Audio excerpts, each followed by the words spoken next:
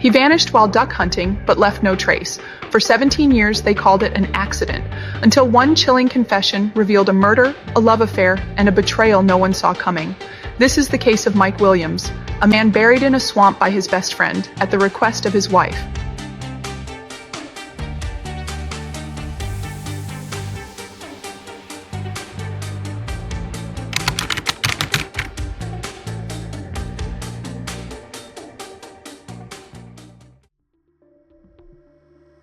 Mike Williams was a man everyone admired. He had built a reputation as a responsible, loving husband and a dedicated father.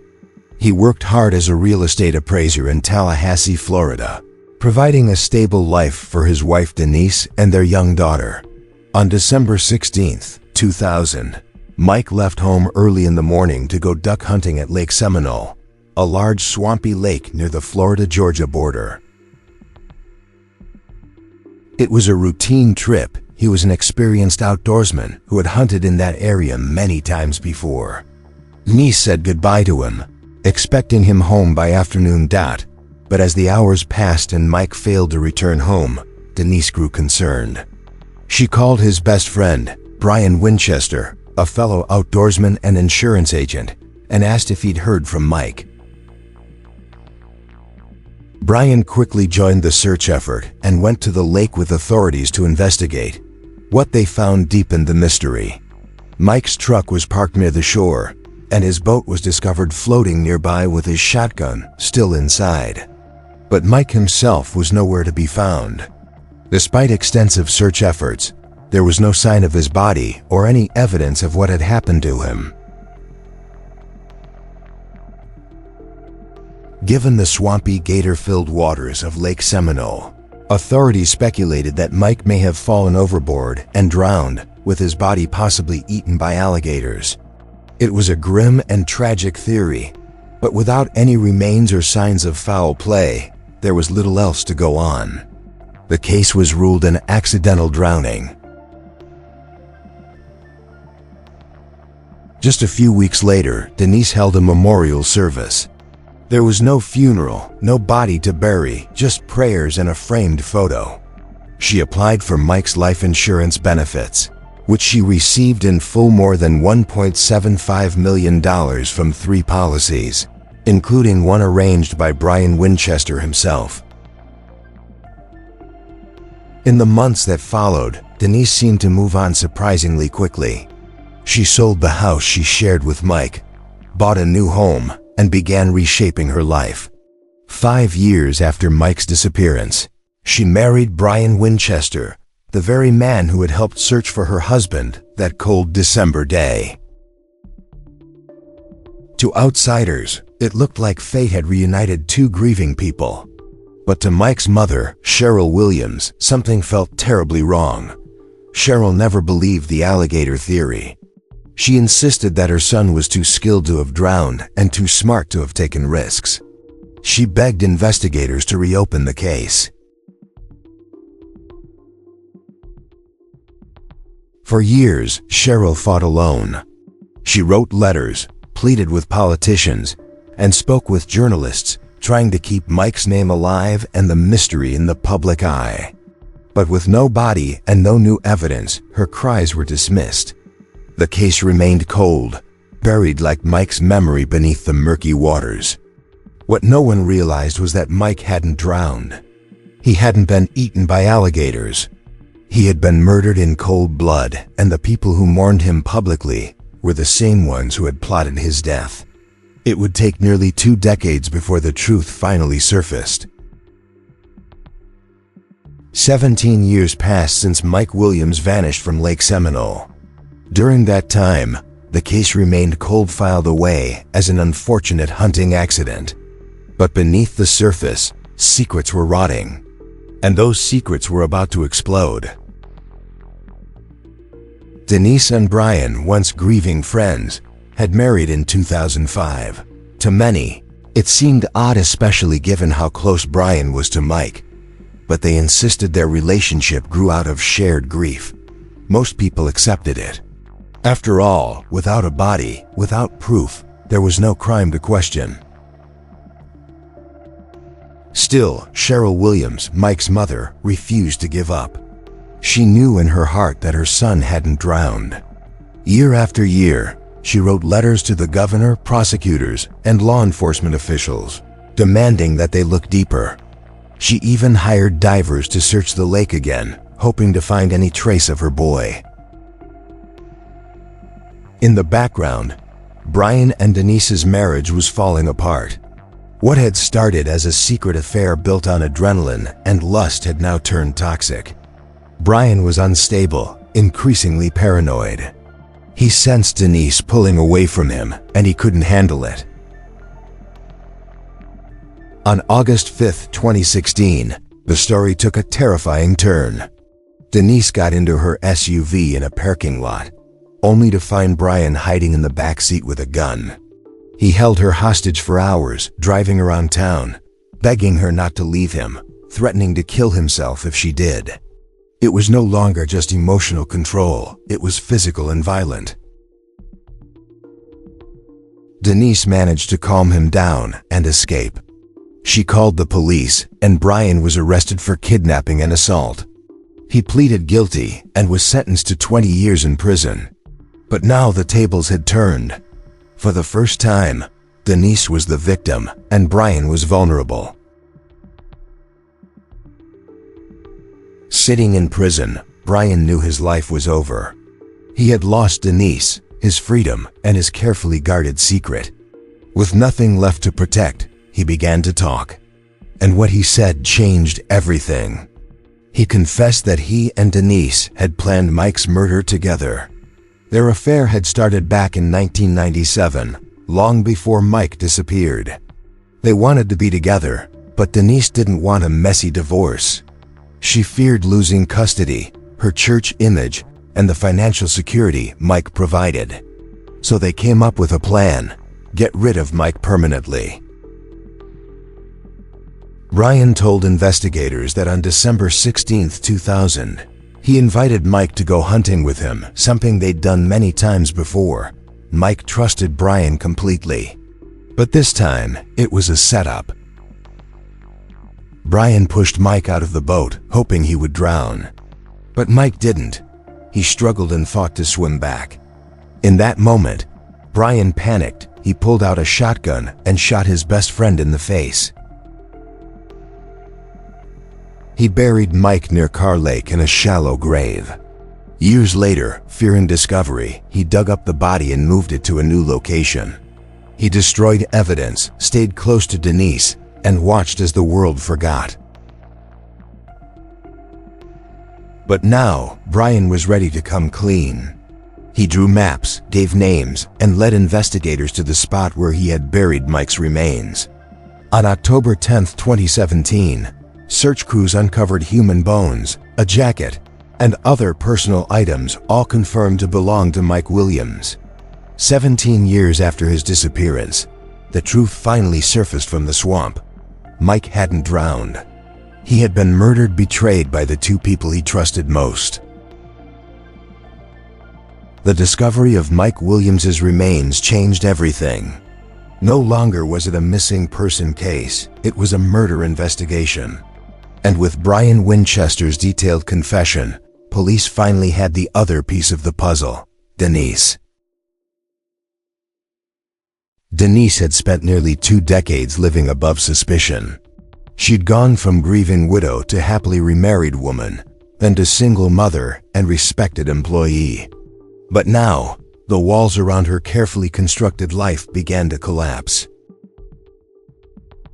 In May 2018, Denise was arrested and charged with first-degree murder, conspiracy to commit murder, and insurance fraud. The woman who had once stood before her church congregation to speak about loss now stood handcuffed in a courtroom, accused of engineering that very tragedy. Her arrest made national headlines. The media devoured every detail: her affair with Brian, the life insurance payout, the years of deception. But what shocked the public most was how ordinary Denise had appeared for so long. She had blended into her community, quietly raising her daughter, never revealing the truth beneath her calm demeanor. Prosecutors knew they needed to build a strong case. Brian Winchester had confessed, but his word alone wasn't enough. They had to convince the jury that Denise was not just aware of the murder, but that she had helped plan it from the beginning. Brian testified in court, detailing their years-long affair and the conversations where they planned Mike's death. He claimed Denise didn't just know about the plan, she orchestrated it. She told him when and where Mike would be vulnerable, and even suggested ways to make the death look accidental. Brian admitted to shooting Mike, but insisted it was Denise's idea.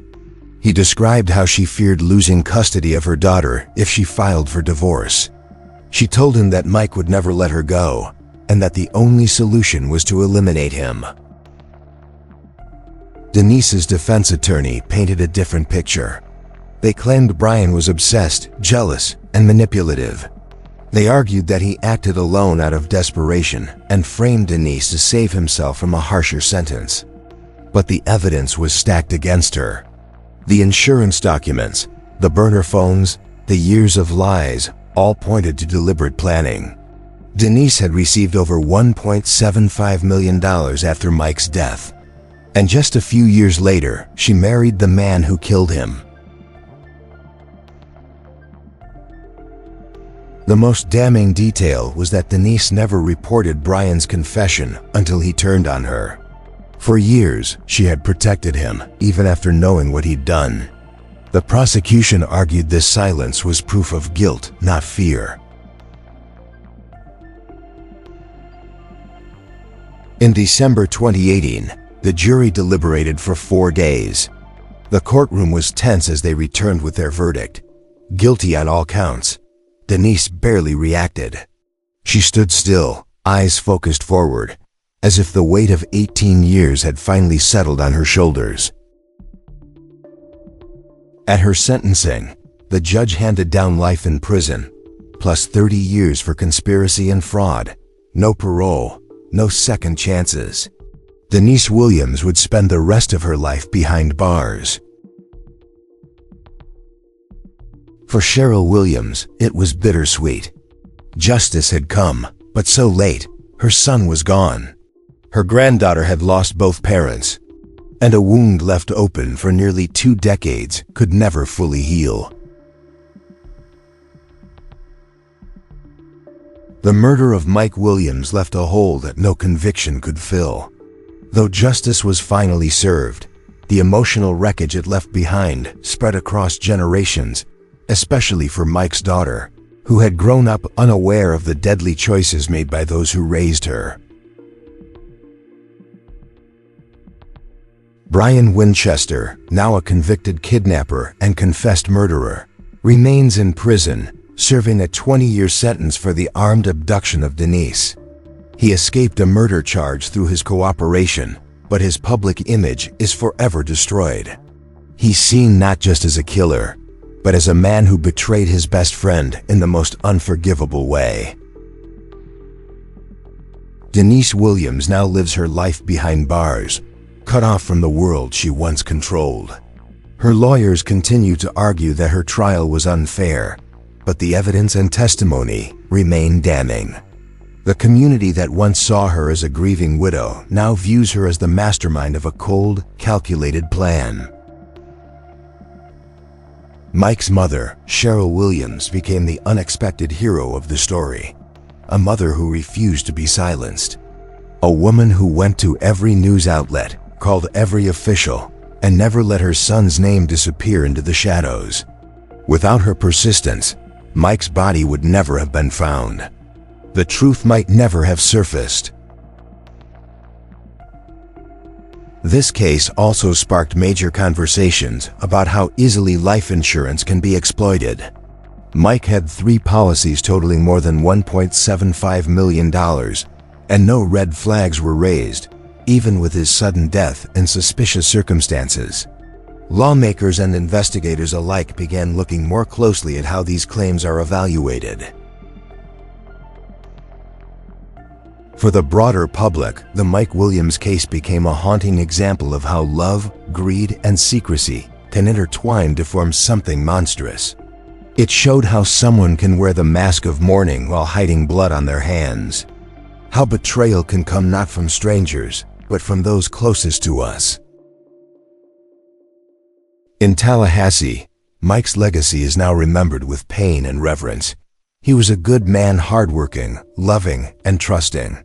He believed in his marriage, in his friends, and in his future. He never suspected that the very people he cherished were plotting to end his life. Mike's daughter, now a young adult, carries the burden of a story she didn't choose. The child of a murdered father and an imprisoned mother. Her story is a complex one of inherited trauma, loss, and ultimately, survival. In the end, the swamp didn't swallow Mike Williams. His memory rose from the depths, carried by a mother's love and a confession born of desperation. His killers were unmasked. His story was told. And justice, though delayed, was not denied, but for everyone involved. The scars remain. This wasn't just a murder. It was a lesson that sometimes the people smiling at your wedding may one day write your eulogy.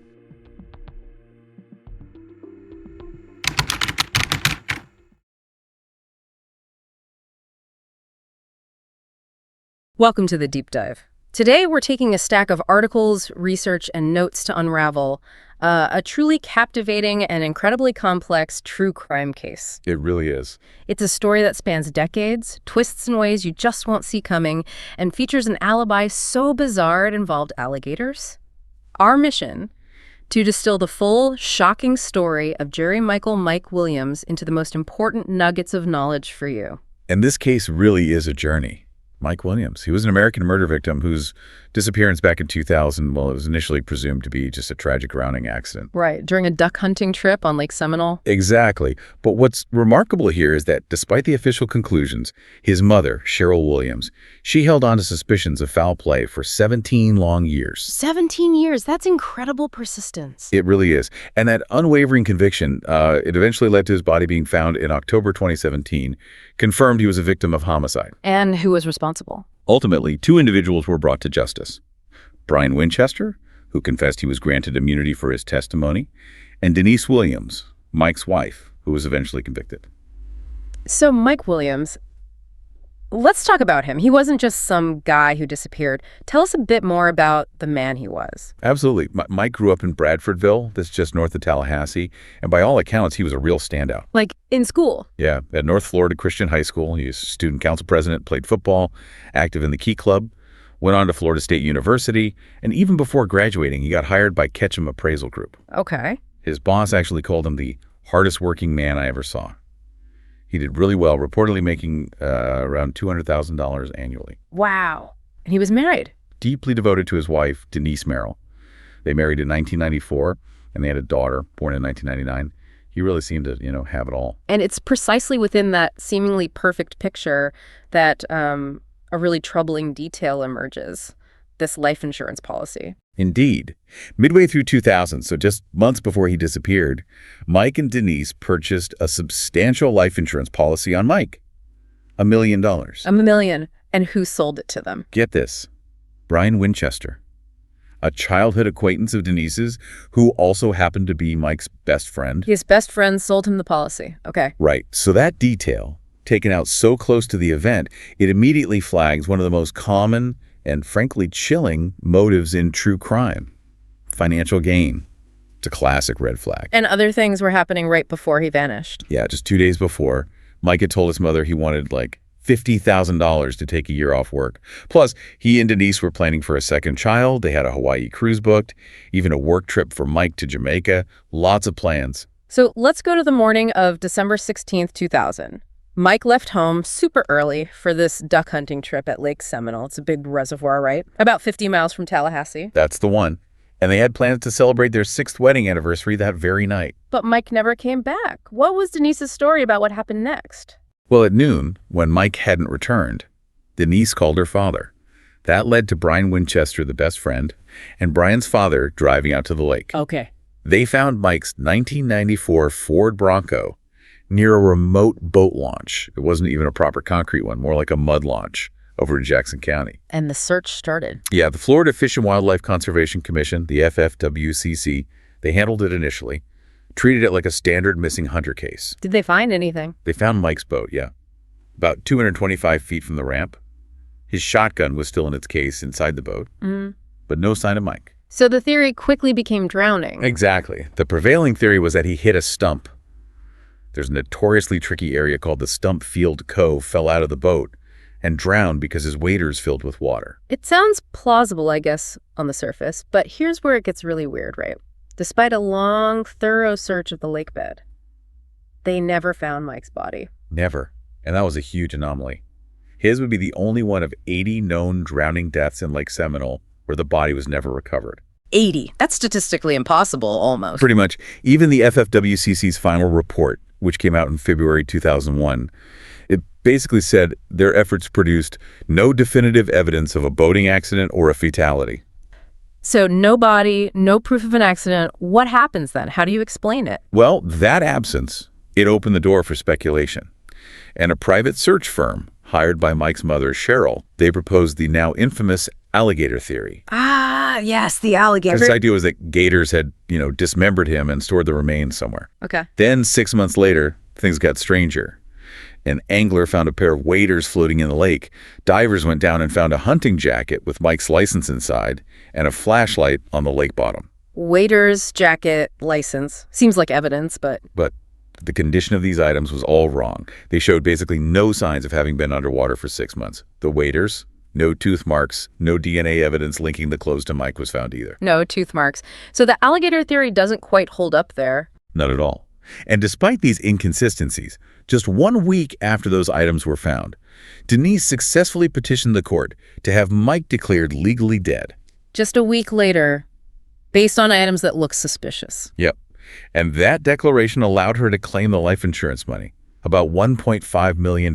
Wow. And then 5 years after that, she married Brian Winchester. His best friend, the one who sold the policy. The very same. That whole sequence is just staggering. A declaration of death after only 6 months, the suspicious items, marrying the best friend. It begs the question, what about Mike's mother, Cheryl? You said she never bought the official story. Absolutely not. Her resolve was incredible. She faced threats, people trying to get her to back off, but she was relentless. She paid for her own investigations, put ads in the papers, even put up billboards asking for information. She just wouldn't let it go? Never. And her persistence, her lobbying, it eventually pushed the Florida Department of Law Enforcement, the FDLE, to reopen the case in 2004. Okay, so FDLE gets involved. What do they find? Well, as they dug deeper, they found major inconsistencies with that initial drowning theory. Like what? For instance, Mike's Bronco wasn't found at one of the regular concrete boat launches he always used. It was at this undeveloped, muddy spot. Why? Odd. And remember that storm that moved in after he disappeared? Strong westerly winds. His boat was unmoored. It should have blown way across the lake, probably to the Georgia side. But it wasn't? No, it was found relatively close to the Florida launch site. And his boat's engine, it was off, full tank of gas. What's the significance of that? The manufacturer said if he'd fallen out while the engine was running, like the accident theory suggested, the boat should have just kept going, probably in circles, until it ran out of fuel. It shouldn't have been off with a full tank. Right, that doesn't make sense. And one more thing. Yeah. Friends said Mike usually didn't hunt alone. Right. It was unusual for him to be out there by himself. Okay, so lots of holes in the accident story. Let's circle back to the alligators, though. How did investigators really, put that theory to bed? Because it sounds so wild, but it persisted for a while. Yeah, it's amazing it did. But it was built on a verifiable lie. Investigators quickly learned that alligators just don't feed during the winter months. It's too cold. Okay. On the day Mike disappeared, the water was maybe 58 degrees Fahrenheit. It dropped down to 46 degrees some nights, and parts of the lake even got iced up near the shore. So too cold for gators to be active. Exactly. A local herpetologist, an expert on reptiles, told the authorities it was highly unlikely an alligator would have been active in those conditions. And he added it would be very, very unusual for a full-grown man to completely disappear without leaving anything behind if gators were involved. Right, you'd expect some trace. For sure. So understanding those basic biological facts, those subtle details, was key to seeing through the deception. And the waiters themselves, the ones they found, they also argued against the alligator idea, didn't they? They did. Big time. Remember, they were found 6 months later. They were undamaged, no rips, no tears. Crucially, no tooth marks. No tooth marks? None. And when they filtered the water that was inside the waders, they found no human remains. Nothing. Huh. Plus, there was Mike's own safety habit. A friend who hunted with him a lot, he stated very clearly that Mike never put his waders on until he got to the hunting spot. It's a common safety thing. You don't want to trip or fall overboard while driving the boat with waders on. Ah, okay. So he wouldn't have been wearing them when he supposedly fell out of the moving boat. Highly unlikely. So these details, the water temperature, the condition of the waders, Mike's habits, they just completely dismantled the alligator story and the simple accident theory. So with all these red flags, all these inconsistencies, why did the case stall for so long? You said FDLE reopened it in 2004. Well, the biggest problem was that the initial crime scene, if it was one, was completely botched, as investigators later put it. Key evidence just wasn't preserved. The Bronco, the boat, anything on the lakeshore. It wasn't treated like a potential crime scene initially. Even the waders and other items found later, they weren't properly retained for long-term forensic analysis. So they lost crucial early evidence. Exactly. So even though investigators came to believe Mike definitely did not die in Lake Seminole, and they started treating it as a suspicious missing person case, they were, in their words, at a brick wall. Frustrating. Did they try other avenues? Oh, yeah. They kept digging. In 2007, they searched for an inherited .22 caliber Ruger pistol of Mike's. Denise hadn't returned it to his family after he was declared dead. It was eventually turned over for DNA testing, but no immediate breakthrough. And the insurance money. They looked into insurance fraud in 2008. There were suspicions, especially since Denise only mentioned the policies Brian Winchester sold her when she petitioned to have Mike declared dead. But again, insufficient evidence to bring charges. It closed. Any other leads? They even followed up on a psychic's tip in 2008, pointing to a spot in Wakulla County. Brought in cadaver dogs. Nothing. It just shows how tough a cold case is without that key physical evidence, without a body. For years then, it just seemed like nothing. Like justice might never happen. But then things took a really dramatic turn, didn't they? And it came from Denise and Brian Winchester's own relationship falling apart. That's right. In 2012, they separated. Reports mentioned Brian having a sex addiction. Denise officially filed for divorce in 2015. And Brian didn't take the divorce well? Not at all. The situation just exploded on August 5th, 2016. Brian Winchester literally ambushed Denise in her car as she was driving. Ambushed her. Yeah. Climbed into her back seat, took her phone, started yelling directions at her, showed her he had a gun, claimed he was distraught about the divorce, said he was planning to kill himself. Oh my God, that's terrifying. Absolutely. Denise somehow managed to talk him down, calm him. But before he left, he took some strange items from her car. A tan sheet, a plastic sheet, bleach, and some kind of tool. Bleach? Why would he take those things? Well, Denise didn't wait to find out. She'd promised him she wouldn't tell anyone, but she drove straight to the police. Brian was arrested pretty quickly, charged with kidnapping, domestic assault, armed burglary.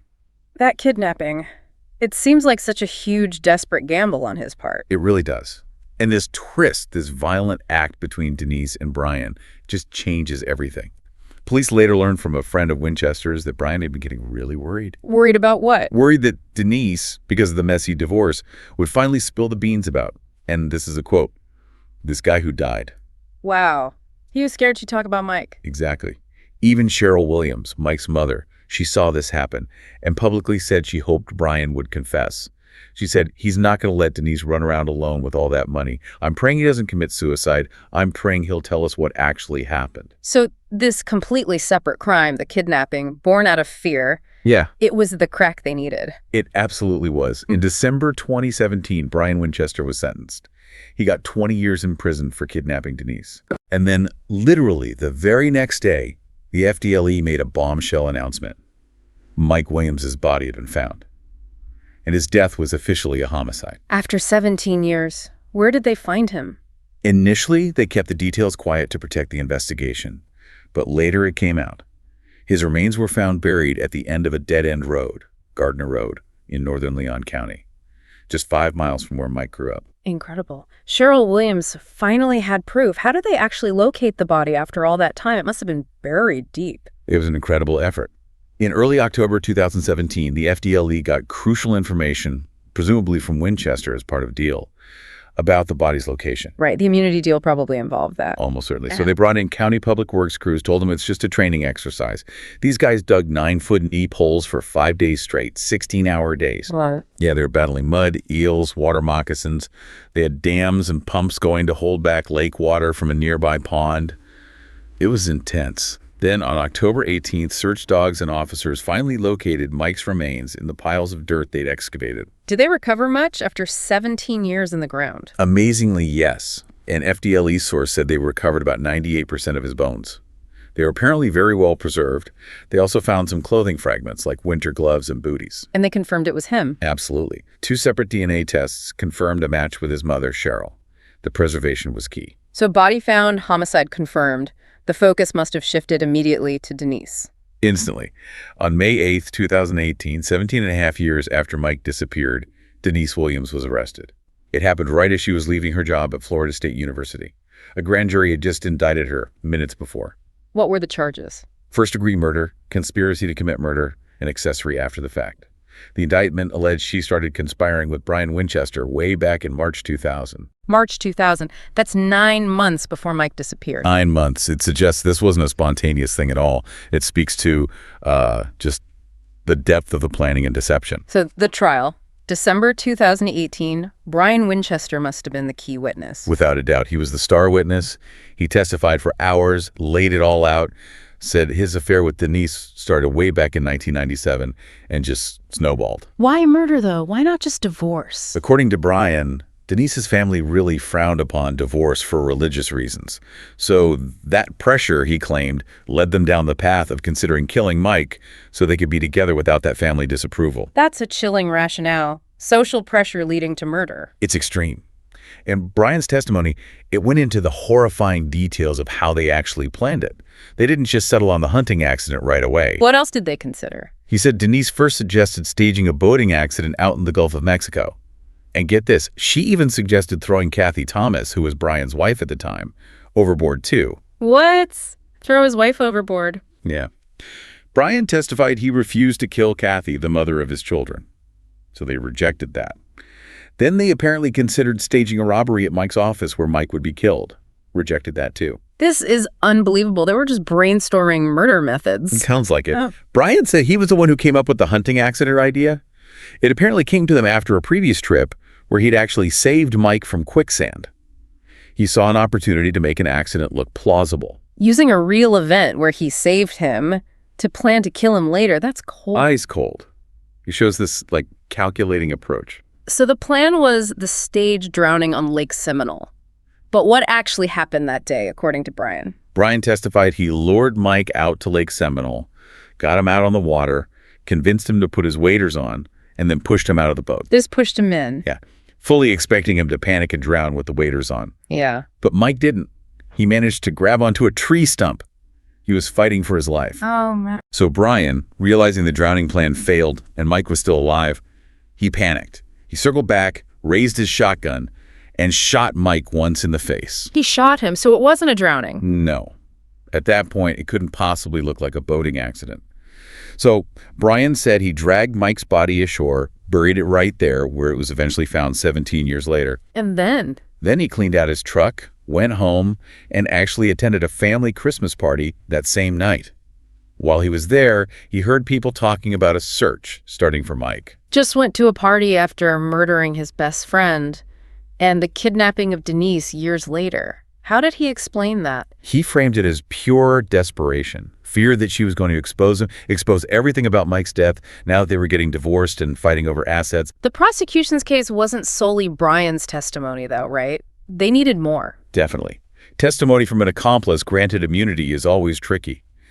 But they had other compelling evidence. One key piece was a taped phone conversation. Who was on the call? It was Kathy Thomas, Brian's ex-wife, talking to Denise. Kathy was actually cooperating with the police at this point. Okay. On the tape, Kathy tells Denise multiple times that she knows the truth about what happened to Mike. And each time, Denise just tries to change the subject, sounds evasive. The only real question she asks is, what do you know? Not exactly protesting her innocence. Not at all. Prosecutors argued that her evasiveness, combined with testimony about how dispassionate she seemed when Winchester described the murder details to her later, it all pointed to her cold-blooded involvement in the planning, her lack of shock, lack of empathy. What was Denise's defense? Her lawyers argued there was zero physical evidence linking her directly to the murder itself. They painted Brian Winchester as the sole perpetrator, someone who planned and executed it all on his own. And they pointed out he wasn't even on trial for the murder he confessed to. Exactly. Her lawyer hammered that point home. The actual confessed killer got immunity, while Denise, who maintained her innocence, was facing life in prison. How long did the jury take? After 4 days of intense testimony, the jury deliberated for about 8 hours. Then they came back with a verdict. Guilty on all charges. First-degree murder, conspiracy, accessory after the fact. And the sentence? In February 2019, Denise Williams was sentenced to life in prison. Cheryl Williams, Mike's mom, spoke at the sentencing. She said justice had finally been served and that Denise hadn't just taken her son, she'd also taken her granddaughter by destroying the family. A very powerful moment after such a long fight. Was there anything else legally with the insurance money? Yes, there was a final financial twist.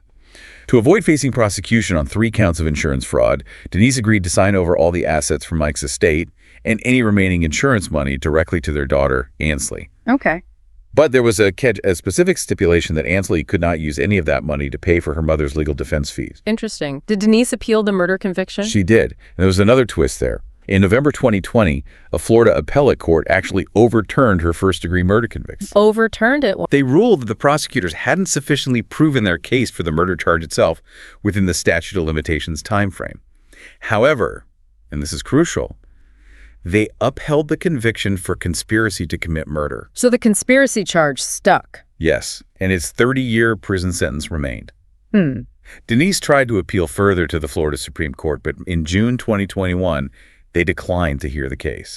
So that 30-year sentence for conspiracy is where things stand. What a long, winding road to that point. The story of Mike Williams, it's a testament to unwavering parental love, isn't it, Cheryl's fight? It's a decade-long mystery, the relentless pursuit of truth. Absolutely. And it's also a really stark reminder that sometimes the most unbelievable cover stories, like an alligator alibi, can be the very ones designed to hide something much, much darker. Yeah, what's truly fascinating here, I think, is how these seemingly small, mundane details like winter water temperatures or a hunter's specific safety habits about when he puts on his waders, how those things ultimately unravel this incredibly elaborate deception. It's the details that get you. Always. And you absolutely have to credit the sheer perseverance of Mike's mother, Cheryl Williams, plus the unforeseen actions of the perpetrators themselves, like Brian Winchester's desperate kidnapping. Those were the things that finally cracked a cold case that had baffled really good investigators for years. It really highlights how truth, no matter how deeply you try to bury it, can eventually claw its way to the surface, often in ways you'd never expect. Exactly. And this case, understandably, it's been covered so extensively in the media. You know, the local Tallahassee Democrat did amazing work, but also shows like Investigation Discoveries Disappeared, podcasts like Crime Junkie, Cold Case Files, Over My Dead Body. It's captured a lot of attention. It really has. Which kind of leads to a final thought, maybe for you, the listener. In a world just flooded with information where even something as bizarre as an alligator alibi can take root and persist for years, how do we personally discern what's real from what's fiction? And maybe what role does that kind of relentless personal conviction like Cheryl Williams had play in finally uncovering justice? That's a powerful question to leave people with. Thank you for joining us on this deep dive. We hope this exploration has given you a deeper understanding of what is truly a compelling, complex, and ultimately tragic story.